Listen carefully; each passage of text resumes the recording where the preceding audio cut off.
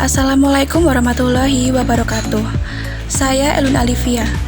Di sini saya akan membahas KD 3.6, yaitu menganalisis struktur kebahasaan teks anekdot, dan KD 4.6, yaitu menciptakan kembali teks anekdot dengan memerhatikan struktur dan kebahasaan, baik lisan maupun tulis. Untuk lebih jelasnya, saya akan memaparkan materi tersebut.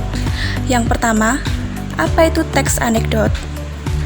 Teks anekdot adalah cerita singkat yang di dalamnya mengandung unsur lucu dan mempunyai maksud untuk melakukan kritikan.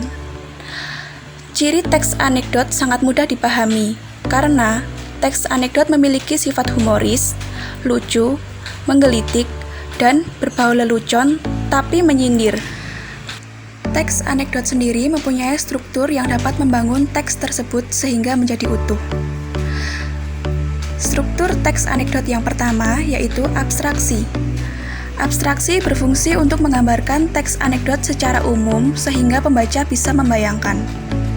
Yang kedua yaitu orientasi.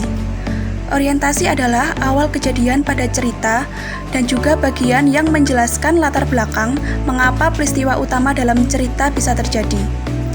Yang ketiga yaitu krisis. Krisis adalah bagian yang menjelaskan tentang pokok masalah utama dengan warna unik juga tidak biasa, bahkan terjadi pada diri penulisnya. Yang keempat yaitu reaksi. Struktur reaksi ini berhubungan besar dengan struktur krisis. Reaksi merupakan bagian yang akan melengkapi berupa penyelesaian masalah menggunakan cara yang unik dan berbeda. Anekdot yang terakhir yaitu koda.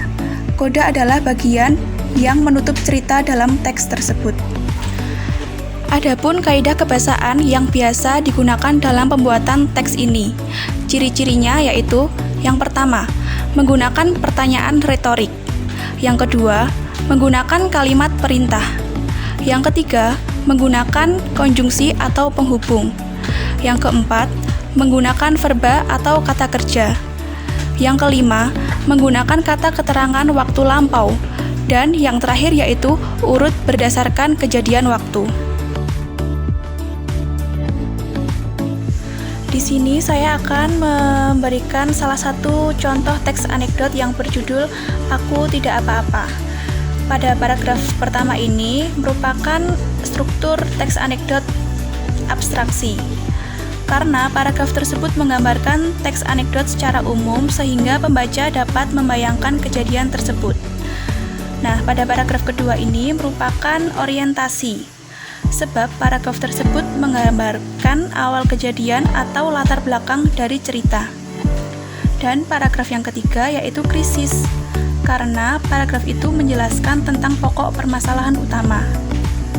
Untuk paragraf yang keempat yaitu reaksi, karena paragraf keempat ini masih berhubungan dengan struktur krisis yang berupa penyelesaian masalah.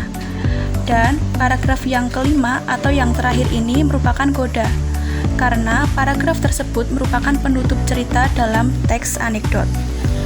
Untuk selanjutnya, di sini sudah ada beberapa gambar.